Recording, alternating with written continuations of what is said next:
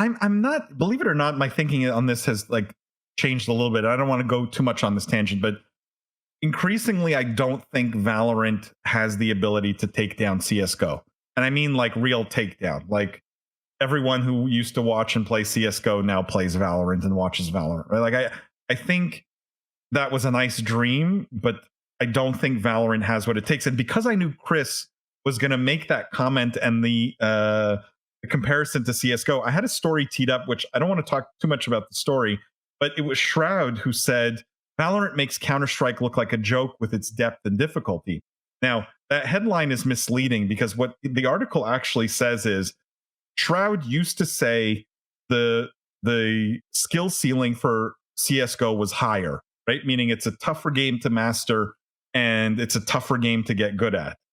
And what he believes now is competitive Valorant is actually so much harder because the skill ceiling is lower. In other words, it's an easier game.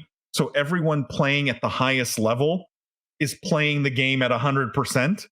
And when everyone's at 100%, like the competition is just ridiculously hard. Whereas if the ceiling is higher, you have some at 99, you have some at 98, you have, right? There's small differences at the very top that make the 100% person have an easier time. And so what he's noticing is it's just so much more competitive because the game is easier than CSGO. I think that skill ceiling drop is why they will never replace CSGO as the king. I think that's a mistake a lot of games have made, thinking if we drop the skill ceiling, it'll be a more competitive game because more people can get good at it. And it's a misstep here, I think, on Riot's part. But does that make it a better game for like an actual game versus an esport? Right, yes. Because I'm sure they're trying to make it more accessible to get more people who can be good. So like the upper echelons, it might be negatively impacted, but the masses very positively. Agreed. And I think that's an important distinction. Justin says only 8 to 10 teams are expected to make it to the Americas League, with 12 being the maximum. Teams from Brazil and Latin America are also included in the new league. So sadly, big names will miss.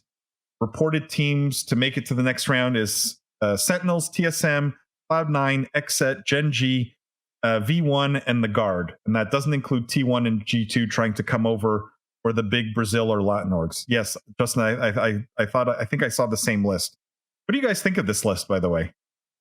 Love seeing Xset on there. not biased at all. No phase. No phase. That's true. I mean, I guess that's not their ethos, but to me, exactly your point, Jeff. This is a very competitive list, right? These are teams that I think on Paul's hoodie org versus competitive scale definitely skew on the more competitive side of things. Agreed. I'm proud to put Xset there because I think we do a good job of both, but we have some great competitive teams over at Xset, Gen G, Sentinels, TSM, Cloud. I mean, this is a stacked list. If this is the true, I understand this isn't official, but this is what the leak is or what we believe. This is going to be a very competitive league. Putting that in context as to why some other teams were excluded. Again, it's not just about power, viewership, size. I think they want to make a competitive product.